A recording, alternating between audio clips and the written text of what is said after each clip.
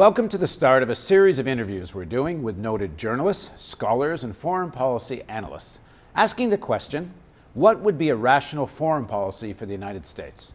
One could debate whether such a thing's even possible, but as a new president will be occupying the White House soon, we thought we'd offer some unsolicited advice. Our first interview is with Aijaz Ahmad, a noted scholar, journalist, and our own senior news analyst. Welcome, Aijaz. Thank you very much. To kick off the conversation, I'd actually like to read something you wrote recently for our website. That's very kind of you. The United States economy is stagnant and faces the possibility of a real depression. Its currency has lost a quarter of its value on global markets in 3 years. No country in the entire history of humankind has ever owed as much money to foreigners as the U.S. does today, and this debt rises by about $1 billion a day. Its military expenditures are higher than those of the next 20 countries combined. Aijaz, clearly you think it's time to question assumptions. Where do you think we should start? I think the most basic assumption of U.S. foreign policy, which has prevailed among Democratic and Republican administrations alike, is that the United States is and must remain the world's most powerful, preeminent country. This applies even to the allies such as the EU or Japan or something, that the U.S. superiority must be maintained even over them.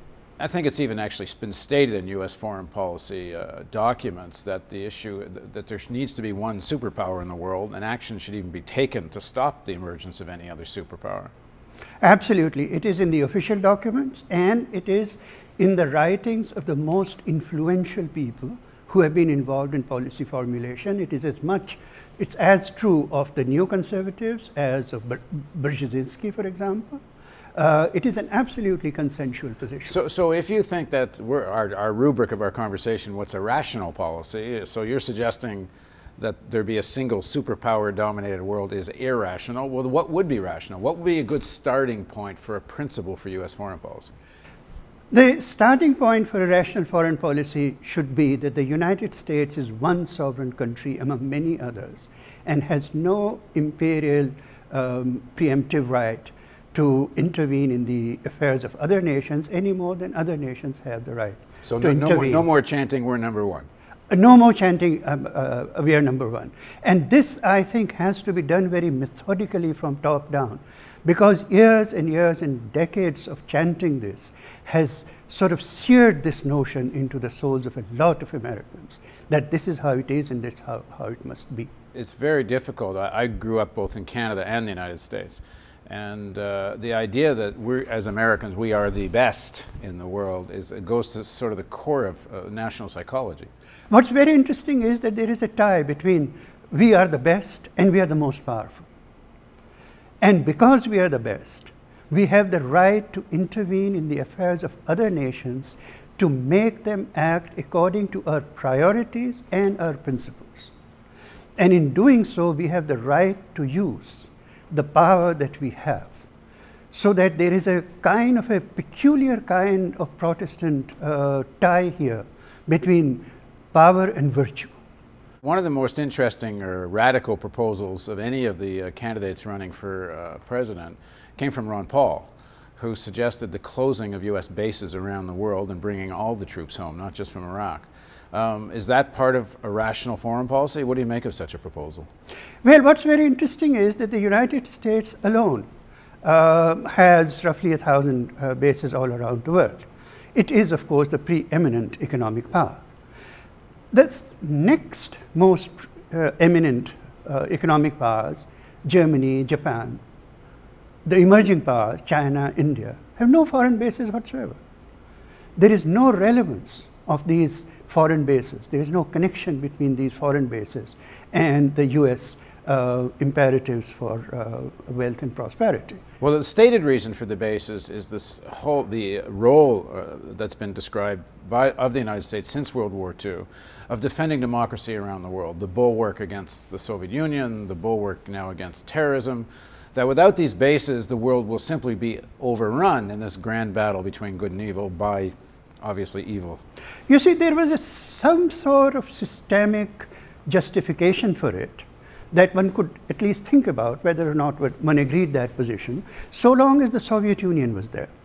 so long as the world was divided between two blocks, one led by the United States, one led by the Soviet Union.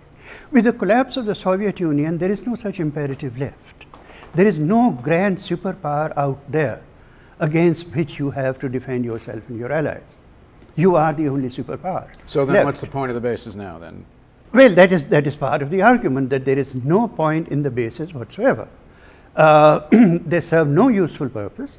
What has happened since then, Paul, very interestingly, are two things. One is that before the collapse of the Soviet Union, President Carter actually enunciated what has come to be known as the Carter Doctrine, in which the defense of oil was elevated to a very high national security imperative, the defense of which needed to be done militarily. He created what was then called the Rapid Deployment Force, which then under President Reagan was raised to the level of CENTCOM, the Central Command, which is one of the 5 commands into which the US military is divided.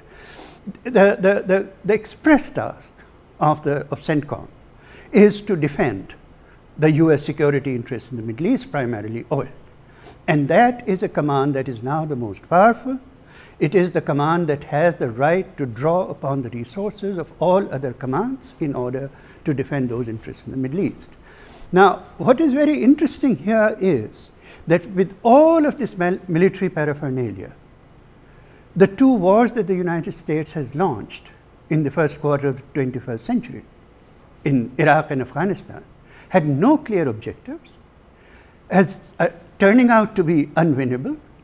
When you used those military bases for militarily defending your interests in the Middle East, oil was selling at $30 a barrel.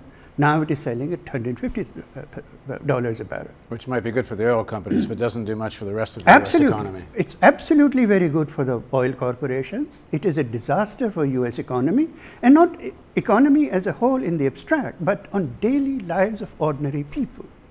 The same thing has happened with the US currency. The dollar has lost about a quarter of its value since 2003, since the invasion of Iraq. Which means that the products of the world have become much more expensive for Americans. And basic necessities such as heating oil and things like that, and at the petrol pump. In the next segment of our interview, let's discuss further what it would mean for the United States to be an equal country amongst sovereign nations. Please join us for the next segment of our interview with Aijaz Ahmad.